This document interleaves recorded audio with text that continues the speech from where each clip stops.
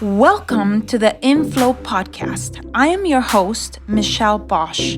I see a gaping hole across society that focuses on the outer work and forgets about the inner work, when what we really need is to bridge the gap between prosperity and spirituality to live a life in flow, with inflows of light, inflows of cash, inflows of creativity, inflows of grace in our lives.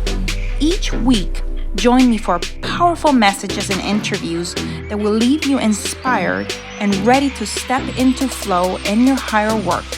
So now, let's go. Hey there, Michelle Bosch here, co-creator of the Land Profit Generator Method. I am coming to you today to talk to you about overcoming setbacks and mistakes. So I just went through an incredibly accelerated learning from a huge setback in doing a key hire for one of our companies.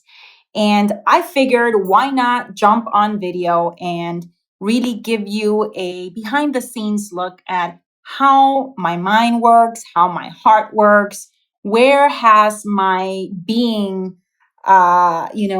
spent energy, time, and effort in the last 72 hours as I'm recovering and bouncing back and springing forward from a huge mistake.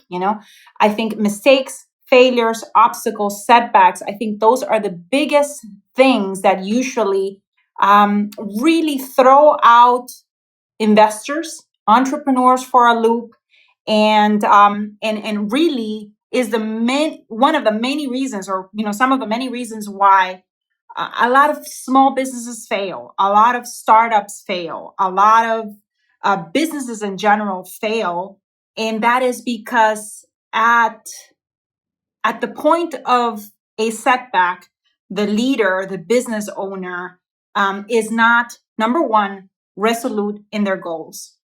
And so I think that's the very first thing that I, processed. We have actually been looking to do a very key pivotal hire in one of our companies. And we have spent the last 3 months, with an executive firm searching an executive headhunting agency, helping us find, the right individual. We went through many, candidates, narrowed it down to like a couple of candidates, and flew those candidates in, and so on and so forth. And within 48 hours of us having made the hire and actually that person started, we realized that we had made a mistake. And for many, I think entrepreneurs, they would still be wallowing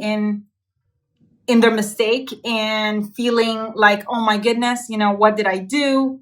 And we had about, I would say that, myself and Jack, who's also my business partner and husband, we had about an hour to process it and decide that we needed to move on and really power shift into what the outlook is, what do we need to do, what actions do we need to take, within the next 72 hours so that we can clean up the mess from the mistake and we can spring forward and continue moving forward in faith. And so that's the number one, I would say, thing that will help you overcome, is to be resolute on your goals. And just because you have a setback, not necessarily scratch those goals out. We have immediately started, our search again today, and we are allowing basically to be surprised with this new perspective and be surprised by the unknown, by what's coming ahead of us, by the future ahead of us, and trust that that surprise will be an amazing candidate, an amazing person that is going to come, on board into one of our businesses.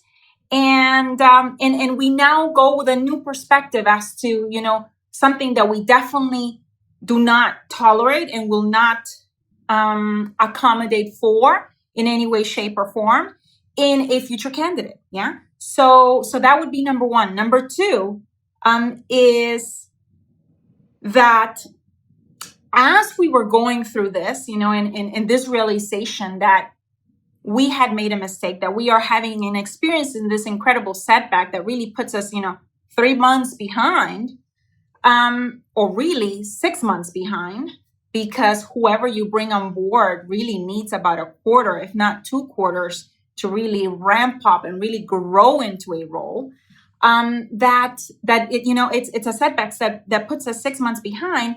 And yes, we are and we were emotionally invested, but we were not emotional. Yes, it was incredibly, frustrating and disappointing in the moment to recognize and realize that we had made a mistake.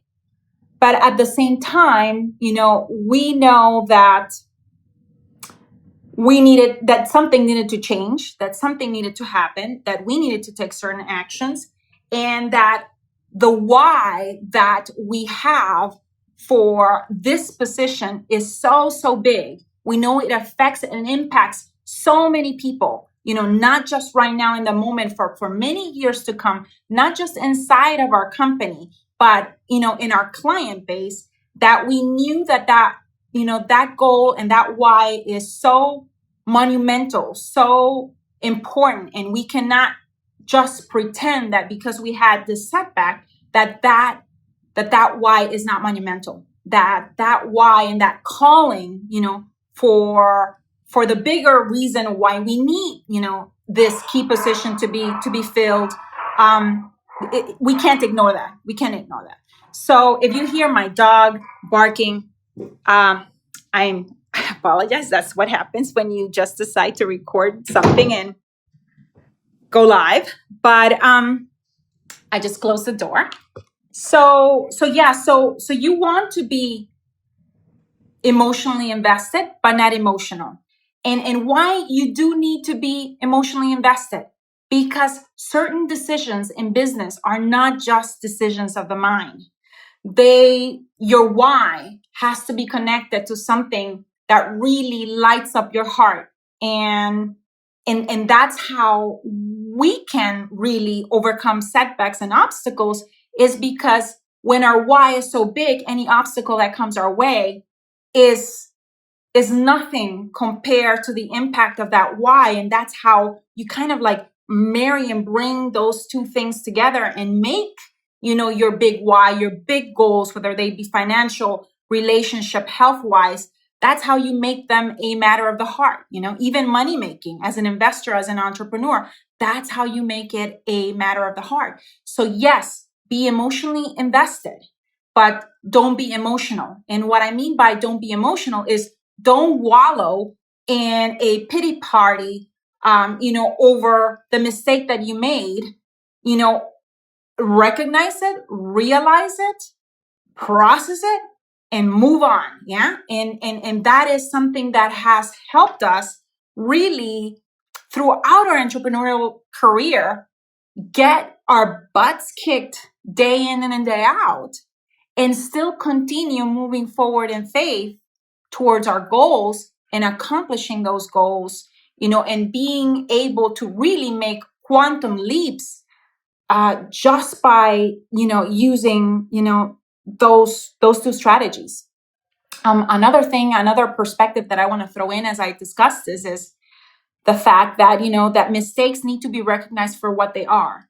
They are accelerated learnings. It's the way how you basically accelerate learning. Instead of trying to learn from someone or being, or reading a book from someone about a potential outcome, the fastest way to learn, the most accelerated way to learn is to take action, make a mistake, fail, and recognize that basically kind of like the universe is giving you this fast speed feedback and information that says, no, this is in the right direction. You need to pivot.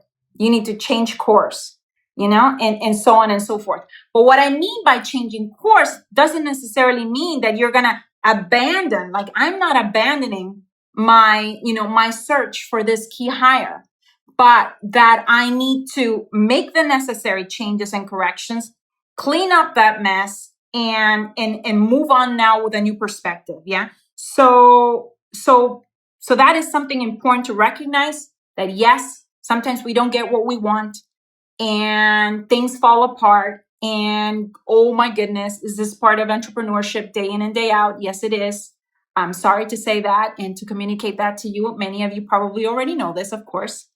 But that it is important that you take the next step, that recognize that this is a temporary situation and that you keep moving forward, and that you don't wait days, weeks, months to bounce back. That the learning needs to be happening as the mistake is happening. For us, as the mistake was happening, we already knew, okay, these are the things that we need to do in order to clean up, the mistake.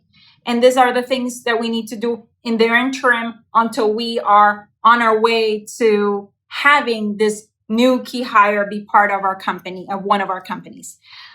So yeah, I hope that this gives you a little bit of an inkling as to how, a seven-figure, business owner, real estate investor really overcomes setbacks, mentally, and that you can hear or see, get a behind the scenes of how my thinking or how our thinking works when you encounter a setback or a big mistake or a big obstacle, and how we keep moving forward in faith in spite of them. And, for many people, they might think from the outside looking in that it doesn't affect you. Yes, it affects you. It affects you less, and it affects you eventually for a shorter period of time, because you have the perspective of that failure being an accelerated learning, and you knowing from experience 100% that every single time